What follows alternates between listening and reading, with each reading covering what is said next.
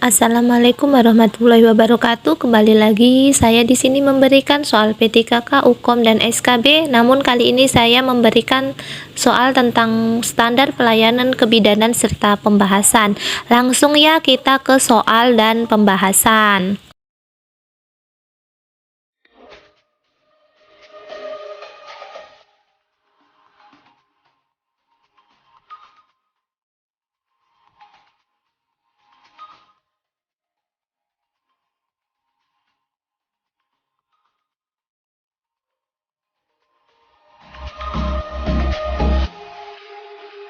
Baik, bisa teman-teman lihat bahwa yang pertama standar pelayanan umum yang terdiri dari nomor 1 sampai nomor 2 yaitu persiapan untuk kehidupan keluarga sehat. Yang kedua adalah pencatatan dan pelaporan. Kemudian yang kedua yaitu standar pelayanan antenatal terdiri dari nomor 3 sampai nomor 8, di mana yang pertama adalah identifikasi ibu hamil. Lalu yang poin keempat adalah pemeriksaan dan pemantauan antenatal. Kemudian yang kelima palpasi abdominal atau TFU. Kemudian yang keenam pengelolaan anemia pada ibu hamil. Lalu yang H itu adalah pengelolaan hipertensi pada ibu hamil. Kemudian PER yang ke-8 yaitu persiapan persalinan. Ini standar yang ketiga ya, terdiri dari 4 poin, di mana yang pertama adalah asuhan persalinan kala 1, kemudian nomor 10 persalinan kala 2 yang aman, penata laksanaan aktif kala 3, penanganan kegawat daruratan ya. Lalu yang standar keempat yaitu standar pelayanan masa nifas, terdiri dari 3 poin ya. Yang ke-13 perawatan bayi baru lahir, penanganan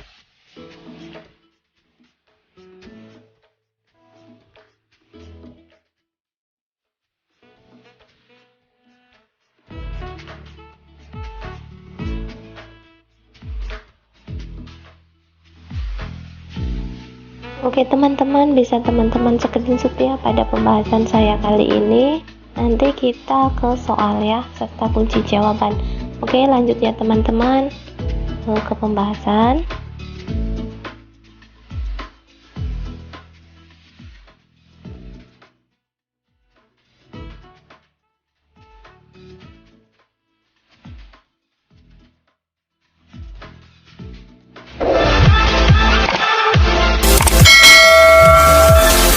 Oke teman-teman, kita ke soal nomor 1. Berikut merupakan pengelompokan 24 standar pelayanan kebidanan. A. Standar pelayanan umum terdiri dari 3 standar. B. Standar pelayanan antenatal terdiri dari 6 standar. C. Standar pelayanan persalinan terdiri dari 5 standar. D. Standar pelayanan nifas terdiri dari 4 standar. Atau E. Standar kegawat daruratan obstetri neonatal terdiri dari 8 standar. Nah, masih ingat ya teman-teman, rumusnya adalah 2, 6, kemudian 4, 3, dan berapa teman-teman? 9 ya. 9, dimana standar yang terdiri dari 2 butir adalah standar pelayanan umum ya, yaitu nomor 1 dan nomor 2. Kemudian yang terdiri dari 6 butir adalah standar pelayanan antenatal ya, yaitu nomor 3 sampai 8. Kemudian yang terdiri dari 4 butir ya atau standar pelayanan persalinan yaitu nomor 9 sampai 12. Kemudian terdiri dari 3 butir standar yaitu nomor 13 sampai 15. Nah, ini yang terakhir ya teman-teman, standar yang paling banyak yaitu kegawat daruratan obstetri neonatal. Jadi jawaban yang tepat adalah yang B. Oke teman-teman, lanjut ke soal nomor 2. Ayu akan menikah 2 minggu lagi dan diminta untuk melakukan imunisasi TT di bidan. Ayu datang ke PMB Anda dan ingin melakukan imunisasi TT, dan Anda memberikan imunisasi TT1 dan mendokumentasikan serta menganjurkan untuk imunisasi TT2 1 bulan kemudian. Hal tersebut masuk ke dalam standar A. Standar 1 dan 2, B. Standar 3 dan 4, C. Standar 9 dan 10, D. Standar 13 dan 14, atau E. Standar 16 dan 17. Oke, bisa teman-teman coba menjawab ya sebelum kita ke jawab bersama-sama ya, atau kita bahas. Nah, di sini adalah clue-nya. Ayu akan menikah, berarti belum menikah ya di sini ya, karena baru akan menikah. Jadi adalah BUKKS. Bisa teman-teman lihat ya pada pembahasan saya sebelum ke soal. Jadi di sini adalah standar 1, kemudian mendokumentasikan. Mendokumentasikan berarti pencatatan dan pelaporan, itu adalah standar 2. Jadi jawaban yang tepat untuk nomor 2 adalah yang A. Lanjut ya teman-teman, untuk soal ketiga, Nyonya S usia kehamilan 30 minggu datang ke PMB ingin memeriksakan kehamilannya. Mengeluh sering pusing, terutama saat bangun dari duduk. Saat dilakukan pemeriksaan, hasil tekanan darah 110/70, nadi 87 kali per menit, respirasi 20 kali per menit, suhu 36,5 derajat Celcius, HB 10,1 gram per sen. Bidan memberikan tablet FE untuk terapi. Hal tersebut masuk dalam standar. Nah, kira-kira standar berapa ya teman-teman? A standar 1, B standar 5, C standar 6, D standar 8, atau E standar 14. Nah, bisa teman-teman coba jawab ya sebelum kita ke jawaban atau pembahasan soal ini secara bersama-sama ya.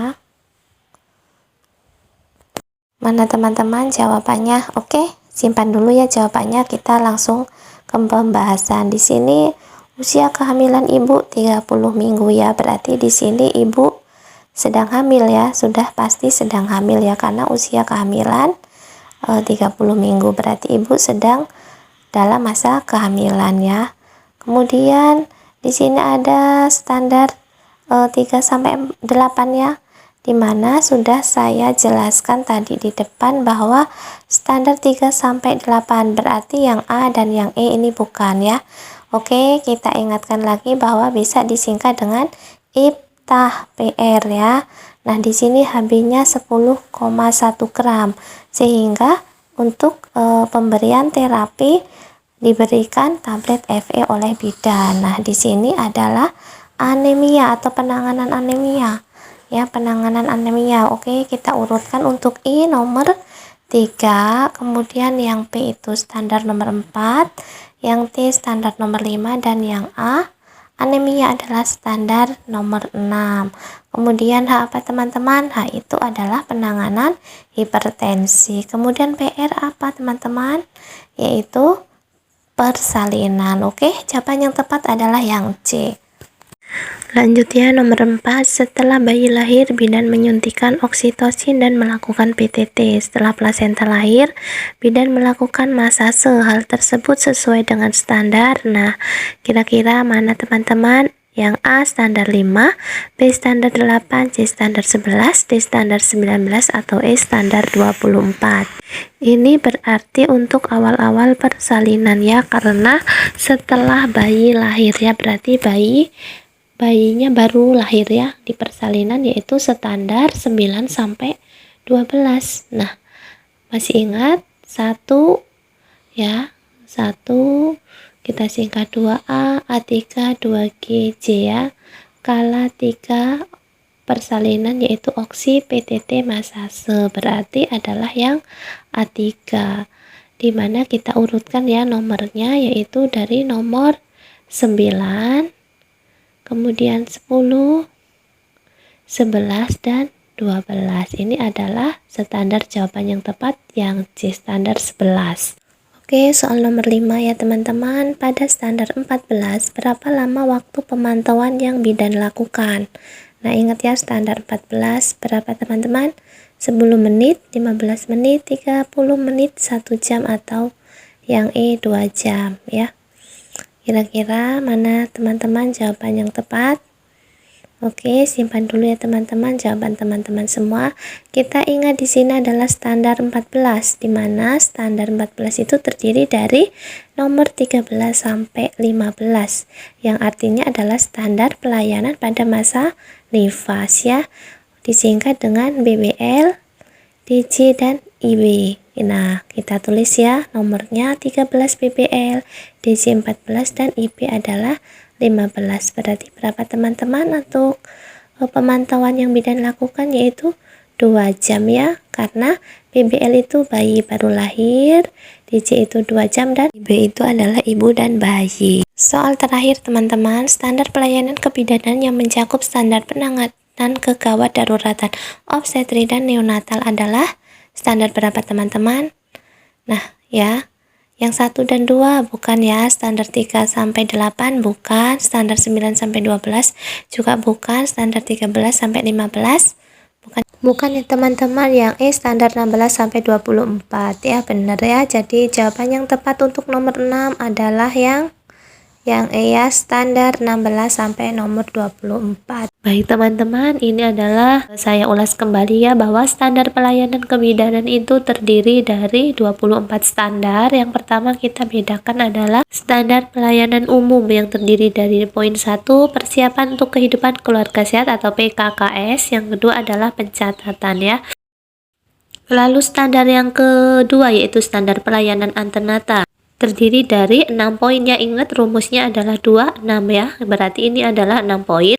Yang ketiga yaitu identifikasi ibu hamil, standar 4 pemeriksaan dan pemantauan antenatal, standar 5 palpasi abdominal, standar 6 pengelolaan anemia pada lalu standar 7 pengelolaan dini hipertensi pada kehamilan, standar 8 adalah persiapan persalinan atau tadi kita singkat apa teman-teman, IPTA PER ya, terdiri dari 6 standar. Oke, lanjut ke berikutnya. Yang ketiga yaitu standar pertolongan persalinan, dimana terdiri dari 4 standar ya, 2, 6, 4 ya. Dimulai dari nomor 9 yaitu asuhan persalinan kala 1, standar 10 persalinan kala 2 yang aman, standar 11 pengeluaran plasenta dengan penegangan tali pusat, lalu standar 12 penanganan kala 2 dengan gawat janin melalui episiotomi ya. Paham ya teman-teman, ini adalah standar pertolongan persalinan.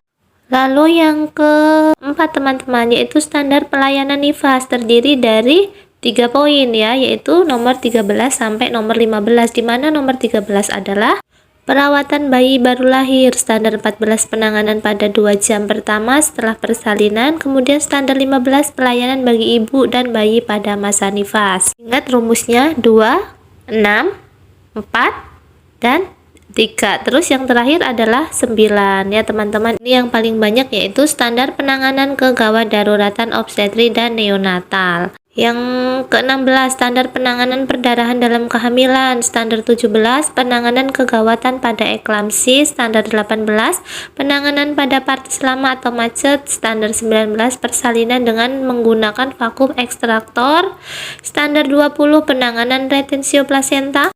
Kemudian standar 21 penanganan perdarahan postpartum primer, standar 22 penanganan perdarahan postpartum sekunder, standar 23 penanganan sepsis puerperalis, dan standar yang terakhir yaitu penanganan aspeksia neonatorum ya. Ini adalah ulasan kembali 24 standar pada kebidanan ya teman-teman. Insya Allah teman-teman semua paham, dan apabila teman-teman menginginkan soal PDF untuk menambah referensi pembelajaran teman-teman dalam menghadapi tes P3K tahun ini, bisa komen di kolom komentar, nanti akan saya share secara gratis ya. Wassalamualaikum warahmatullahi wabarakatuh.